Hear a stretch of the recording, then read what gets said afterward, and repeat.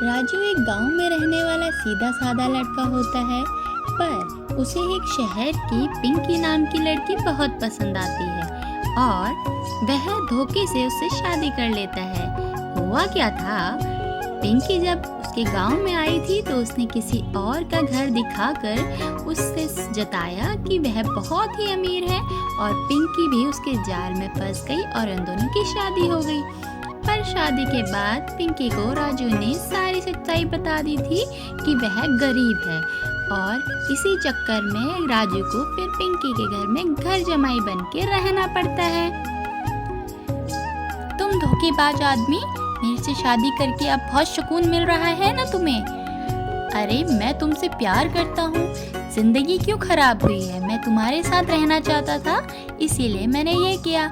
और मुझे झूठ ही बोलना होता तो मैं बाद में सच्चाई क्यों बताता तुम्हें? मैंने शादी के बाद तुम्हें सारी सच्चाई बताई ना, मुझे वो सब कुछ नहीं सुनना। मैं जा रही हूँ ऑफिस और मेरे बाथरूम का गीजर खराब हो रखा है, तो प्लीज अगर ये तुम्हारी चाय वगैरह खत्म हो गई हो तो टाइम से सब कुछ सही करा देना, नहीं तो आते समय मुझे बहुत परेशानी होगी। अरे तुम बिल्कुल टेंशन मत लो, तुम्हारे घर आने तक तुझे सारा काम करा कराया मिलेगा।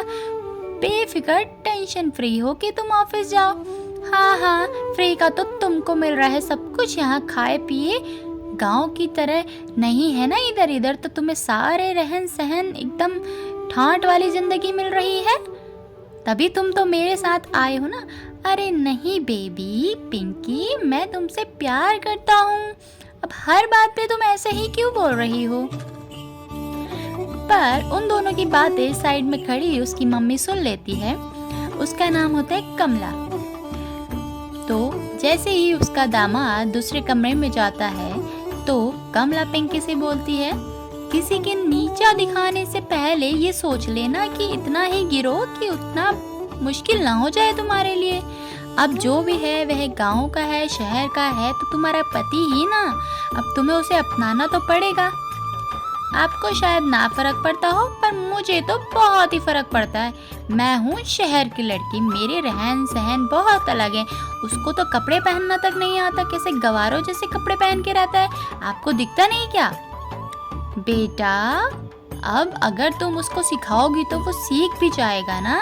इंसान देखना चाहिए, उसके कपड़े देख के तुम क्या करोगी?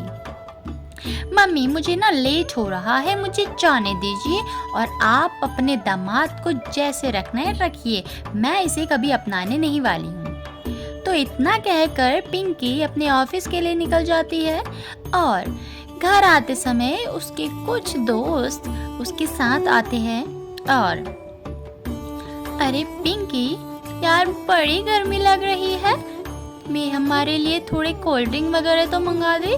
अरे सुनो, ओ नौकर सुनो, इधर आओ। अरे मैं नौकर नहीं हूँ इस घर का, तुम्हें कोई गलतफहमी हुई है। नहीं तो क्या हुई है, सही तो बोल रही है वो, जो कह रही है चुपचाप लेके आओ। बहुत जुबान चढ़ाने लग गए आजकल। तो राजू बेचारा क्या बोलता जब उसकी पत्नी ही उन सबके सामने उसे ऐसे बोल रही है। राजू चुपचाप किचन में जाके कोल्ड ड्रिंक लेके आता है, पर इतने में उसकी सासू माँ देख लेती है। अरे ओ बदतमीज लड़कियों, क्या कर रखा है तुम लोगों ने ये? मेरे घर के दामाद से नौकरों वाली हरकतें करवा रही हो, शर्म नहीं आ रही? क्या आंटी, ये आपका दामाद है?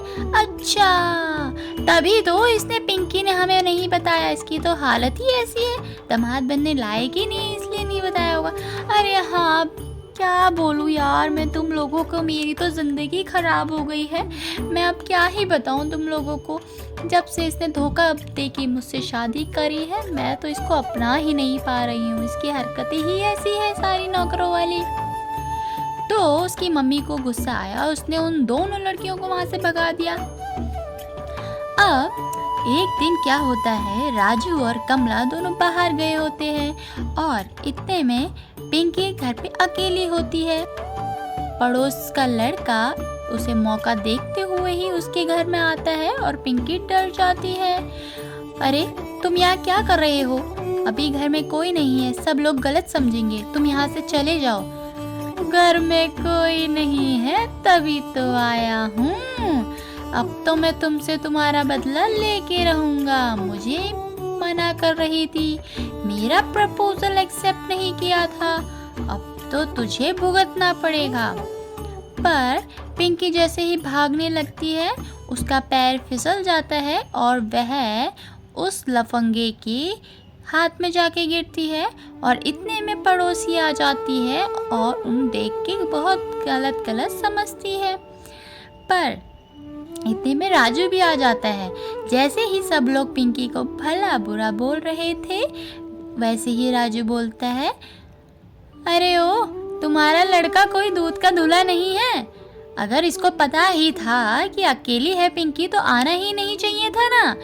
तुम लोगों की परवरिश ही गलत है। अपने बेटे को एक तो ये सब सिखाते हो। मुझे अपनी पत्नी पे पूरा भरोसा है। वह बेशक शहर वाली लड़की है पर उसके संस्कार वह कभी नहीं भूलती।